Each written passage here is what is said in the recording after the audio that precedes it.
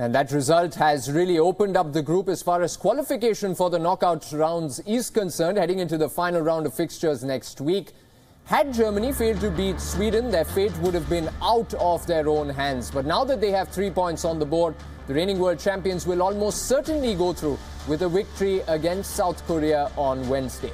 With 6 points in the bag, Mexico will also go through as group toppers if they avoid defeat at the hands of Sweden, while the Scandinavians can also get to 6 points with a victory and potentially force a 3-way tie.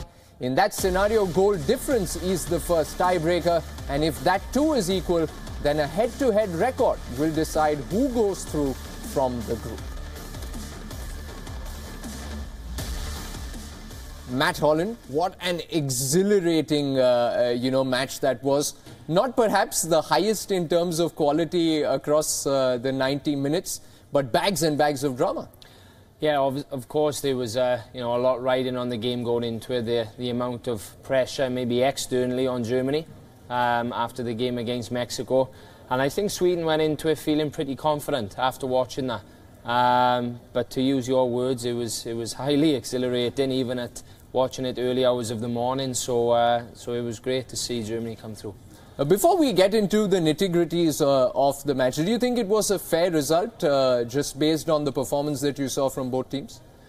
Tough one really, because you could argue Sweden deserves something, but again, before going into too much detail on the tactical element, they did make some mistakes at the end which you could probably balance off and say they didn't quite deserve it. But Germany, I thought, played very, very well in the second half. You mentioned the Swedish mistakes, and that was going to be my next question, because, taking nothing away from Toni Kroos and that spectacular free kick that he scored, Sweden would feel like one, shouldn't have conceded the free kick in the first place, and two, surely they could have defended it better. Yeah, I think if you rewind just a few phases of play before that, John Jagetti had a shot, late on from a ridiculous angle. The physical ability that he has, he should have just taken the ball in the corner. He could have protected it, maybe shooting a little bit for glory. A bit selfishly also, may I add, coming on as a substitute. And of course, to concede the free kick at that point in the game, knowing what has been going on with VAR, I think it was a very immature and naive tackle from the forward man to give away a free kick there. But you can't really argue with the quality of Toni Kroos. A rather incredible statistic came up during that match. Of course, Germany are the most consistent force at the World Cups. But they had failed to win at the World Cup from a half-time deficit in 8 previous games going back to 1974. What an incredible time to turn it around. And as we heard Jogi Low say there, the team just never gave up. Well, we spoke for an abundance of time during yesterday's 2 shows, about German mentality, the steeliness that they have, the ability to not panic. They just go about their business, again, without being robotic. They believe in themselves. There's an air of confidence / arrogance where they keep playing and keep playing to the way that they know. I don't think Jogi Low even looked too stressed on the pitch, really. He looked his normal on the sideline. Sorry, he looked his usual self, and Germany didn't look erratic at all to me. Would Sweden feel hard done by with this result? Because there was a genuine penalty claim on Marcus Berg in the 15th minute. And another baffling scenario, Matt, where we didn't see the VAR being used, for what appeared to be a difficult decision to make on the field. I think 9 times out of 10, that's a penalty. The 1 time out of 10 maybe happened last night where people are thinking the VAR will come in place. But it's been great for 2 days, isn't it, the VAR? And then, of course, the game yesterday where it probably should have been used to definitely award that penalty. It wasn't, which brings us back to the question in the beginning, is it ready for it? So, again, that inconsistency is coming for sure with the VAR system. Okay, one final question before I take you to our tactical board. As much as Germany, did well to get the win right at the end, this was far from a vintage German display, wasn't it? They were uncharacteristically shaky at the back, vulnerable to the counter in the first half. It probably played better after Jerome Boateng was sent off in the 83rd minute. Yeah, I think you know, in the 2 games now, they've been very shaky at the back. I mean, is that complacency from those players, especially at the heart of the back 4, Boateng and Hummels in the first game? Of course, Boateng, Hummels didn't play this game, but, you know, they looked shaky. I mean, Boateng is a player with a lot of ability anyway, but he does have that slight slip in him, that silly mistake, as you saw later on in the game, with his caution and his sending off.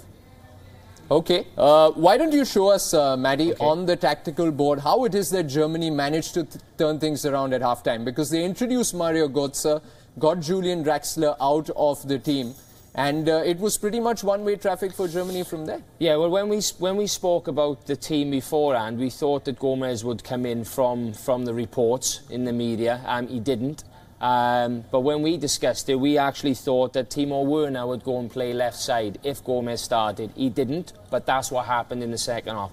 So Gomez comes in at the top end, Royce comes into the middle a little bit more, and Timo Werner went outside. Now, Sweden didn't really change too much.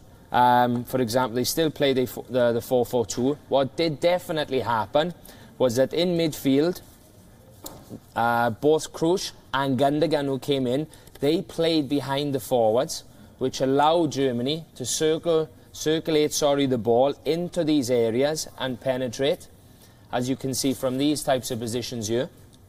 And in addition to that, Timo Werner had a great deal of space towards the second half of the second half, you know, the last 20 minutes, so to speak, whereby he could actually exploit this area. Right. And, you know, of course, that was the flank where Germany seemed to be making most of their attacks. One final question from you, Matt, before we wrap up our conversations on this game. How do the rest of the teams in the draw look at Germany now? You know, because we have seen that they are vulnerable. So would the top teams focus on that aspect of Germany? Or, you know, or are Germany even more dangerous now that they've managed to get such a big result without perhaps playing at their best? I think 2 schools of thought. The first one is that the teams will most definitely look at their vulnerability. But the second thought, for me personally, is that I don't believe now that Germany will continue to show these weaknesses. I think last night was a big turning point in the game. That sole moment of Toni Kroos, who is not just Mr. Consistent, but how to find the word for it. He's a 9 out of 10 player every game. Yeah. Club or national team. He hasn't been in 2 games, but that moment is a 10 out of 10 moment. Yeah. At the right time, practically the last kick of the game on a tough angle to whip it, top corner. I think that this will be the moment that spurs Germany on to remove all of the uncertainties in this game and the first game, and then go, right, now we mean business, now we're kicking on. Okay, Matt Holland there predicting that Germany will be a real force now that they've managed to get their first win of the tournament on the board.